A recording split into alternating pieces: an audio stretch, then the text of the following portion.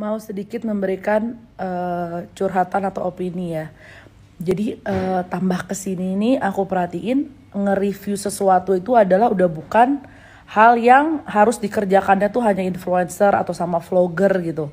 Kalau dulu tuh kan hampir semua review itu dilakukannya sama orang yang berprofesi di bidang ini gitu kan. Mau make up, mau makanan, itu biasanya ya vlogger atau influencer di bidang itu yang nge-review. Yang lain tuh paling cuman nge-review ulang atau misalnya ya beli. Nah sekarang ini kan hampir semua orang yang nge-review gitu, kayak ada poin plusnya, ada poin minusnya kalau di mata aku ya. Maksudnya poin plus itu sama minus tuh di customer, di kita sebagai netizen tuh ada plus ada minusnya. Kalau poin plusnya itu aku lihat jadi barang-barang yang kita tahu tuh jadi lebih variatif dan lebih banyak. Karena kan pasti semakin banyak orang nge-review hal-hal yang kita nggak tahu. Jadi semakin banyak hal-hal baru nih yang jadi viral dan jadi kita bisa cobain gitu kan, poin plusnya. Cuman ada juga nih poin minusnya yang aku lihat.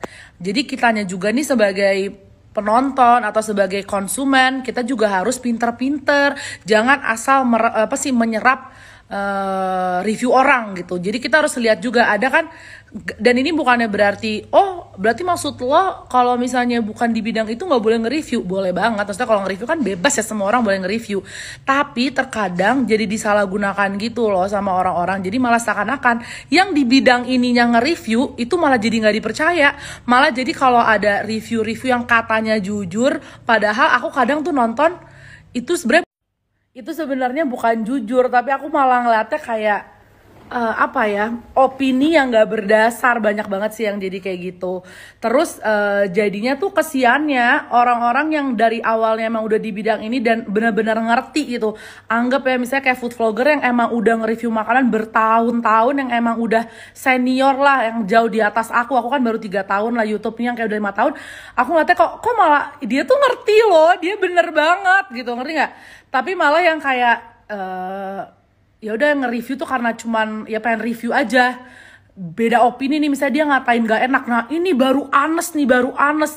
Itu tuh sekarang jadi terbuat tren seperti itu. Jadi kita nih sebagai konsumen juga harus pinter-pinter. Nggak semuanya kalau orang jujur itu bener, ngerti gak sih? Belum tentu juga kalau menurut aku ya. Harus dilihat dari basicnya, dari opininya ini orang tuh ngomong berdasarkan apa.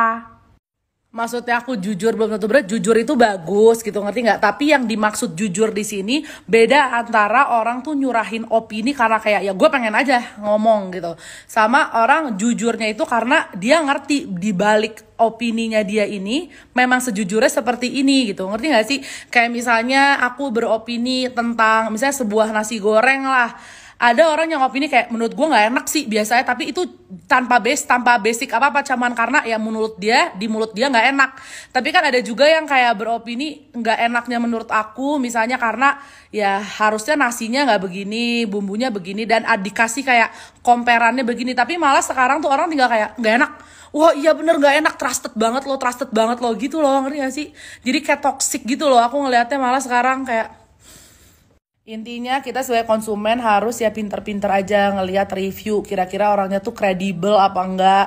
Jangan orang yang ngata-ngatain doang sama segala macem malah kayak wah keren-keren gitu. Kalau aku jujur ngeliat review itu, aku lihat dulu orangnya siapa. Itu sih paling penting. I don't care isi reviewnya apa, aku malah lebih pentingin yang nge-reviewnya siapa. Lo ngerti nggak gitu? Apa jangan cuman kayak lo beropini dari pribadi doang gitu. Ya gak sih? Jadi kita harus to be smart konsumen, smart netizen. Kita harus bisa memilih-milih mana antara review jujur yang cuman buat julid sama review jujur yang memang membangun gitu. Tapi semua orang itu memang bebas beropini ya. Jadi maksudnya aku tidak menyalahkan yang bikin review-review itu. Cuman kita sebagai netizen juga jangan terlalu jadi membuat suatu gerakan kalau ada orang ngatain suatu produk itu berarti malah dia jujur dan kayak wah gerakan itu. Jadi malah kalau kadang ada orang muji serius malah dibilangnya endorse nih gitu. Sekarang tuh jadi kayak gitu loh, menurut aku nggak bagus culture-nya kayak gitu. Jadi nanti malah semakin banyak orang berbondong-bondong untuk bikin hate review cuman karena untuk viral. Kalau aku ngeliatnya sekarang kayak gitu, mostly orang bikin hate review tuh biar viral dan malah semakin oh ya abis ini gue cari lagi makanan apa yang bisa gue kata-katain gitu loh. Padahal kan fokusnya bukan ke situ. Intinya orang ngasih review jujur itu untuk memberikan yang terbaik buat penontonnya biar tahu mana yang enak mana yang nggak enak, ya kan? Ngerti kan?